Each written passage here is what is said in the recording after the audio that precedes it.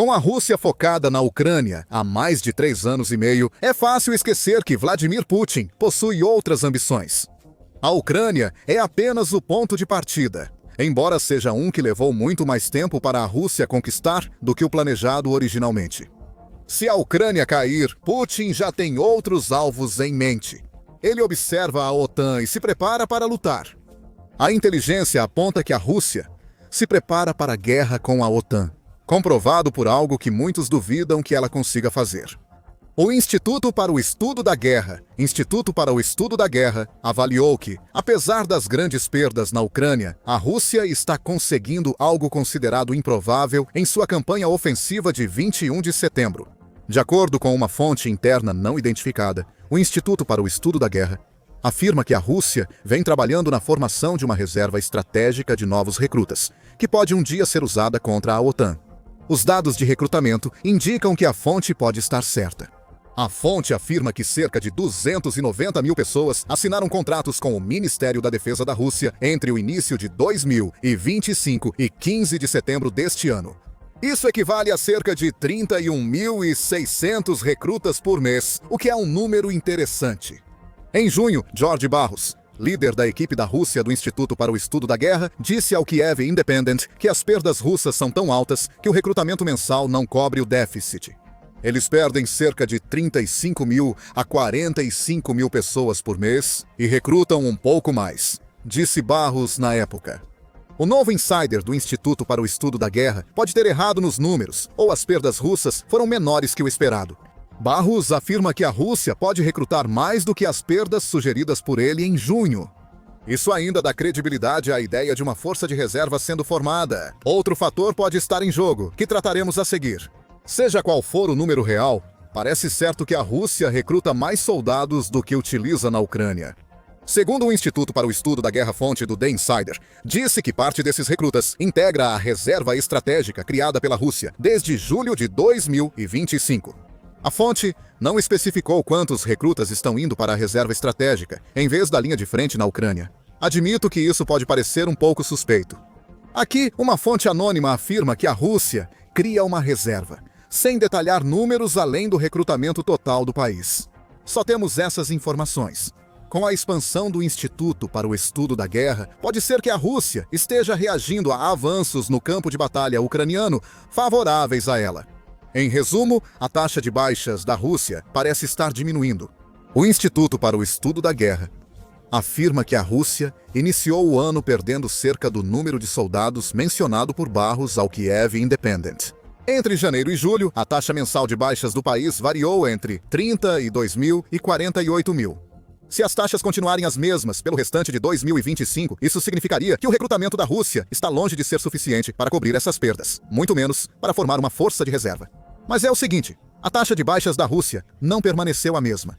Em agosto, o Instituto para o Estudo da Guerra informou que as baixas russas caíram para cerca de 29 mil no mês. A Ucrânia Inform divulga um número mais preciso em uma postagem no Facebook. O comandante-chefe das Forças Armadas da Ucrânia, Oleksandr Siersky, disse que a Rússia perdeu 28.790 soldados, em 3 mil a menos que no pior mês russo, nos primeiros 7 meses de 2025. Se setembro indica algo, essa queda não é pontual. Durante a primeira metade de setembro, a Rússia perdeu 13 mil soldados. Se a taxa de baixas continuar igual, serão 26 mil por mês, uma nova queda em relação a agosto. Agora, lembre-se do 31.600. Em 2025, pela primeira vez, a Rússia recruta mais soldados por mês do que perde na Ucrânia. Isso significa que milhares de recrutas estão disponíveis para a reserva. Especificamente, a Rússia terá 5.600 a mais do que precisa para repor as perdas da guerra na Ucrânia em setembro. Esses se juntam aos quase 3 mil recrutas restantes em agosto. O Instituto para o Estudo da Guerra afirma que os avanços russos, entre maio e agosto, tiveram menos baixas do que na primavera. Essa menor taxa de baixas por territórios semelhantes pode ter feito a Rússia confiar na criação de uma força de reserva. Então surge a pergunta óbvia: o que mudou na abordagem da Rússia durante o verão? A Político sugeriu em 6 de julho que a Ucrânia precisou reformular suas defesas nas regiões atacadas pela Rússia durante a ofensiva de verão. A reformulação não ampliou nem fortaleceu as fortificações para enfrentar os ataques mecanizados que a Rússia usou na maior parte da guerra. Até então, as defesas eram adaptadas, pois a Rússia usava unidades menores para atacar a Ucrânia. Siersky ressaltou a diferença aos jornalistas no fim de junho, segundo o veículo. Agora, percebemos que a posição mais eficaz é apenas a de destacamento. Existem grupos de trincheiras e tocas de raposa, impedindo o uso de drones de ataque pelo inimigo. Siersky disse que drones com fibra óptica agora podem entrar em qualquer buraco, referindo-se às novas defesas da Ucrânia. Essa mudança aconteceu porque a Rússia passou de atacar inicialmente com batalhões completos de 500 soldados para lançar assaltos. Primeiro com cerca de 100 soldados e depois reduzindo para pelotões de apenas 20.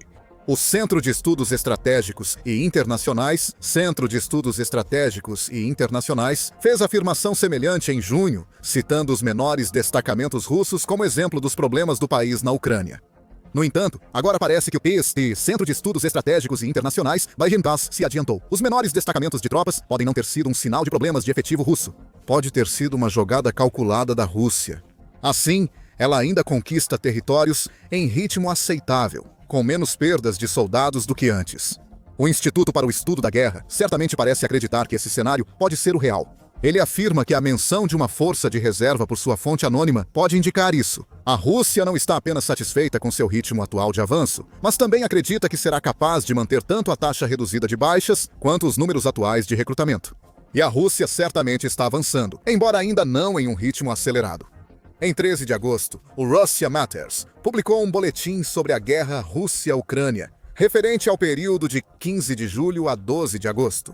A Rússia tomou 624 quilômetros quadrados da Ucrânia no período, 7% a mais que os 585 quilômetros quadrados conquistados entre 8 de julho e 5 de agosto. Esse ritmo está longe de ser rápido, mas pode ser suficiente para Putin. A criação da reserva estratégica pode indicar análise do comando militar russo. As forças russas serão capazes de continuar com seu ritmo atual de avanço. Essas táticas de pequenos grupos permitem ao comando russo enviar menos pessoal à linha de frente, segundo o relatório do Instituto para o Estudo da Guerra. Isso indica que os avanços lentos da Rússia ainda são rápidos o bastante para Putin considerá-los um sucesso. Mesmo que esses avanços não envolvam a tomada de grandes cidades, é aí que a estratégia da Rússia pode se complicar.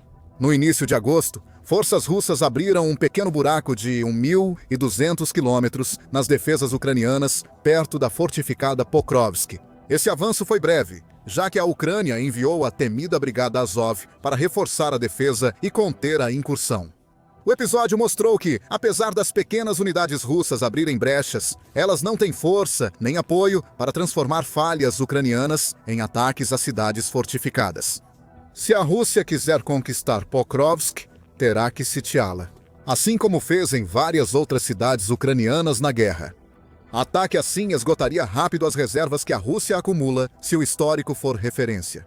Mas para Putin, se esse é um problema para outro dia. No momento, a taxa menor de baixas da Rússia parece estar dando a Putin o luxo de construir uma reserva estratégica. Claro, baixo é relativo. Além dos dados mensais já mostrados no vídeo, a taxa de baixas da Rússia em 2025 é menor que em 2024. Ano passado, a Ucrânia disse que a Rússia perdeu 430 mil soldados, cerca de 35.800 por mês.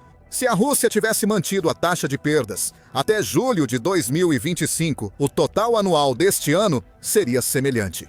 Sem espaço para reserva, mas isso não ocorreu. As baixas russas caíram bastante após adotar a nova estratégia de pequenas unidades. Vale mencionar que a Rússia possui números para manter o recrutamento atual por muito tempo. Segundo o Global Firepower, o país conta com mais de 46 milhões de pessoas aptas ao serviço militar em uma população de 140 milhões. A Rússia tem cerca de 1,26 milhão de pessoas chegando à idade militar anualmente, garantindo a Putin um fluxo constante de novos soldados. Guarde esse ponto sobre os jovens recrutas em mente. Vamos voltar a ele mais tarde. O importante, por enquanto, é que os números parecem estar todos a favor da Rússia. Ainda perde muitos soldados, mas o Kremlin parece considerar esse número aceitável. Pela primeira vez em muito tempo, o recrutamento está superando as baixas. A Rússia é um país grande, com muita gente influenciável pelo Kremlin. Persuadir ou até forçar ao serviço militar, algo que não pode ser ignorado. Esses fatores mostram que a Rússia pode começar a formar sua força de reserva. A lógica sugere que qualquer novo recruta russo deveria ser enviado à Ucrânia. Uma força já grande poderia se tornar avassaladora se a Rússia estiver em um ponto em que pode enviar mais soldados para a Ucrânia do que está perdendo a cada mês. Mas a Rússia cria um exército de reserva em vez disso. Putin não só está satisfeito com o avanço lento na Ucrânia, mas também tem outro objetivo em mente. Relatórios da OTAN mostram que a Rússia cria uma reserva estratégica, indicando que o Kremlin não quer encerrar a guerra contra a Ucrânia, permanece focado nos objetivos militares e pode se preparar para um conflito com a OTAN, segundo o Instituto para o Estudo da Guerra. Isso se repete no relatório, reforçando que Putin agora foca no futuro. O líder russo acredita que a estratégia do país basta para conquistar a Ucrânia, ainda que leve anos. Putin certamente não tem intenção de parar ou buscar a paz, como indicam suas ações recentes. Apesar de participar de negociações de paz envolvendo os Estados Unidos, a Rússia continuou a lançar ataques terrestres enquanto bombardeia a Ucrânia com mísseis e drones. Putin está satisfeito em avançar com os números atuais. Segundo o Instituto para o Estudo da Guerra, e já mencionado, a juventude russa pode ter papel importante na reserva militar da Rússia. O Instituto para o Estudo da Guerra observa que os preparativos para um conflito entre a Rússia e a OTAN agora parecem prováveis. Especialmente porque a Rússia está investindo pesado em novos programas projetados para recrutar jovens recém-formados das escolas russas para as forças armadas do país por muitos anos daqui para frente. O Defense Post divulgou esses programas em julho. Os principais são programas acadêmicos promovidos em escolas russas para direcionar crianças a interesses úteis. Militarmente, nem todos esses programas focam nos aspectos físicos do soldado. Muitos, em vez disso, abordam temas relacionados à guerra híbrida, como programação e guerra eletrônica. O veículo informa que algumas escolas russas oferecem aulas de design de drones, indicando que a Rússia busca engenheiros para ganhar vantagem sobre a Ucrânia na guerra com drones. Em certos casos, estudantes são recrutados para iniciativas militares já existentes. O Defense Post diz que Putin está tentando doutriná-los desde cedo, para que eles tenham mais chances de aceitar quando os recrutadores aparecerem com promessas de salários altos. A gamificação é uma nova ferramenta usada no recrutamento militar. O Defense Post menciona uma plataforma de jogos russa com mais de 60 mil jogadores, prometendo pontos extras nos exames finais aos participantes. É um tipo incomum de suborno que a Rússia usa para atrair crianças impressionáveis ao exército. A plataforma de jogos também incluiu enigmas, em que alunos resolvem desafios técnicos e de sanções criados por empresas russas de defesa. Quando dizemos criados, é isso mesmo que queremos dizer. Esses são problemas que essas empresas já enfrentam e estão claramente procurando por jovens inteligentes que possam ajudar a contornar essas questões. Em agosto, a Rádio Europa Livre notou que não só crianças russas são alvo desse programa. No Quirguistão, crianças têm chance de entrar em escolas profissionais que prometem estudo no exterior e ensino de construção de drones. Folhetos são distribuídos abertamente, incentivando crianças a se juntarem aos melhores, com fotos de jovens em uniforme militar. Militares alvejando jovens não é novidade, mas a determinação nesses programas é estranha. A Rússia não está distribuindo folhetos e pedindo para os jovens considerarem entrar para o exército. Ela está usando programas especificamente criados para absorver os participantes em uma cultura militar. Assim, estarão mais propensos a assinar quando tiverem idade e os recrutadores chegarem. E se acreditarmos no Instituto para o Estudo da Guerra, esse programa faz parte do plano russo de longo prazo para formar uma reserva militar que pode ser usada contra a OTAN. Além dos programas para jovens e da criação de uma força-reserva, há outros indícios de que a Rússia se prepara para a guerra com a OTAN. Putin tem provocado e testado limites nas últimas semanas. A Rússia segue testando as defesas aéreas da OTAN no Mar Báltico, com mais violações do espaço aéreo dos países da aliança, diz o Instituto para o Estudo da Guerra. A OTAN solicitou à Alemanha o envio de 2 Eurofighters para interceptar uma aeronave russa não identificada sobre o Mar Báltico em 21 de setembro.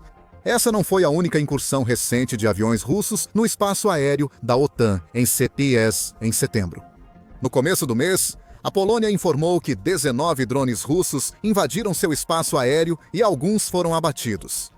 O primeiro-ministro polonês, Donald Tusk, afirmou que este foi o momento mais próximo de um conflito aberto desde a Segunda Guerra Mundial, destacando a gravidade do problema.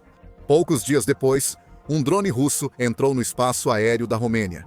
Embora esse evento tenha sido pelo menos marcante do que a incursão na Polônia, já que esta última resultou em danos materiais.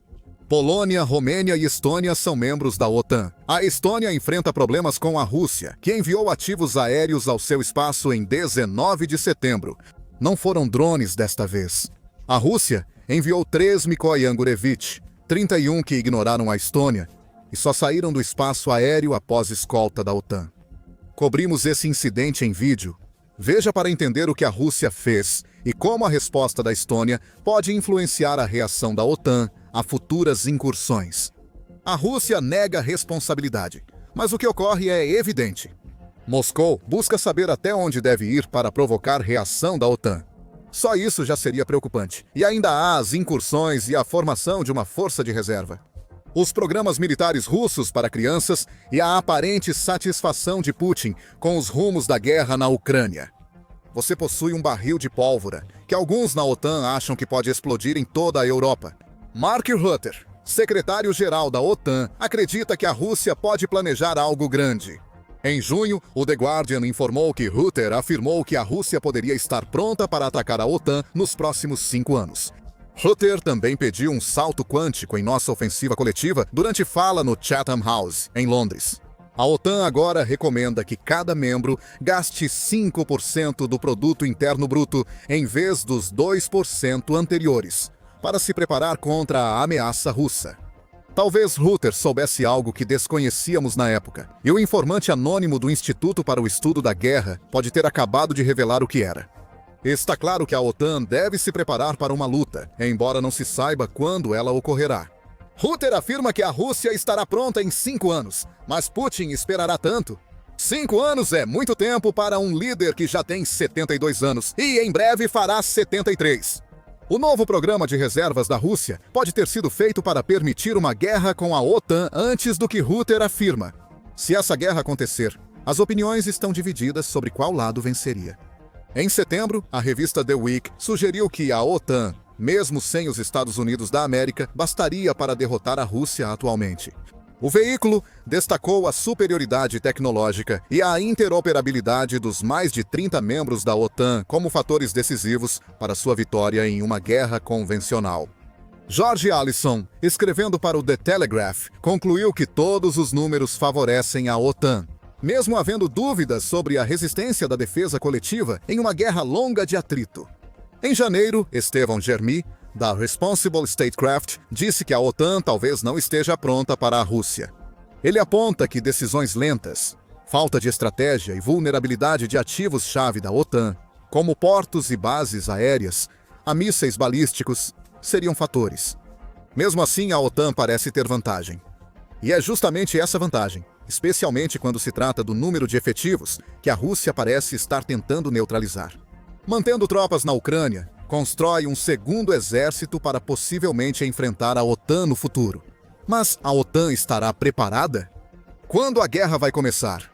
A Ucrânia conseguirá enfraquecer Putin o bastante para evitar um conflito entre Rússia e OTAN? Só o tempo dirá. Uma coisa que Putin talvez não tenha previsto ao começar a formar o exército de reserva da Rússia é que um de seus maiores aliados pode estar prestes a virar as costas para seu país. A Bielorrússia implode enquanto a guerra de Putin destrói tudo, e os problemas podem ser graves a ponto de causar divisão. Veja nosso vídeo e inscreva-se no The Military Show para mais sobre os testes da Rússia à OTAN. Obrigado por assistir.